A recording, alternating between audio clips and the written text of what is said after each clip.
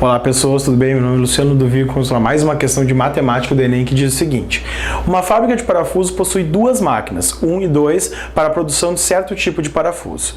Em setembro, a máquina 1 produziu 54 sobre 100 do total de parafusos produzidos pela fábrica. Aqui a gente já tem uma informação. Então, a máquina 1 produziu então 50 de cada 100 parafusos fabricados, 54 eram produzidos pela máquina 1. Consequentemente, para a gente completar aqui os 100 parafusos, a máquina 2 vai fazer o quê? Ela vai então produzir 46 em 100. Se a gente somar aqui os 54 com 46, vai chegar no 100 e aí a gente teria aí o total de parafusos fabricados por essa fábrica aí.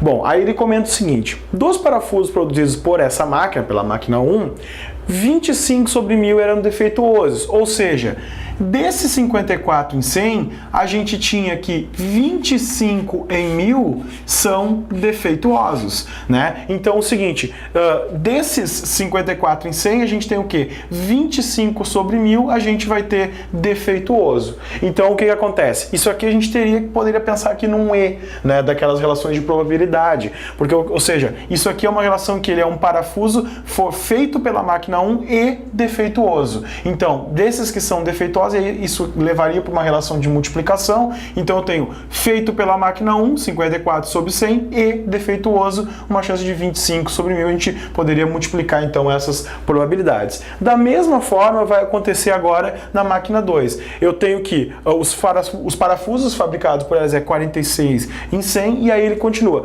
Por sua vez, 38 sobre 1000 dos parafusos produzidos no mesmo mês pela máquina 2 eram defeituosos, ou seja, os parafusos que eram, ou seja, sendo o parafuso da máquina 2 e defeituoso, a gente tinha a probabilidade de ser da máquina 2 é 46 em 100, que a gente viu aqui, que é o que completa aqui o da máquina 1.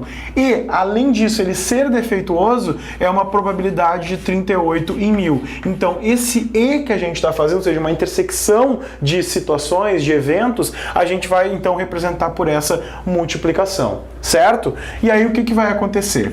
Para a gente calcular agora a situação de ser parafuso da máquina 1 e ser defeituoso, qual vai ser a probabilidade disso? É a multiplicação desses caras. E aí, fazendo esse 54 vezes 25, isso aqui vai dar 1350, e esse multiplicando 100 vezes 1000, isso aqui vai ficar então 100.000. Certo? Então essa seria a probabilidade de ser, como repetindo, ser da máquina 1 e defeituoso, multiplicação. Agora, probabilidade de ser da máquina 2 e defeituoso, a gente vai ter que fazer o quê? 46 vezes 38, então isso vai ficar 1748, isso aqui dividido então pelos mesmos 100.000. Tudo certo? Né? 100 vezes 1000 vai dar os 100.000.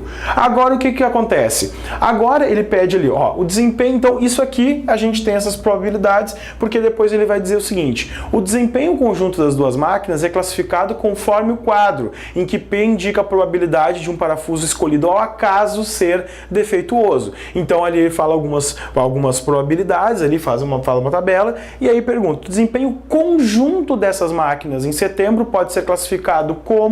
Então, aqui eu tenho a probabilidade de eu ter um parafuso feito pela máquina 1 e defeituoso, é essa aqui, 1350 por 100.000.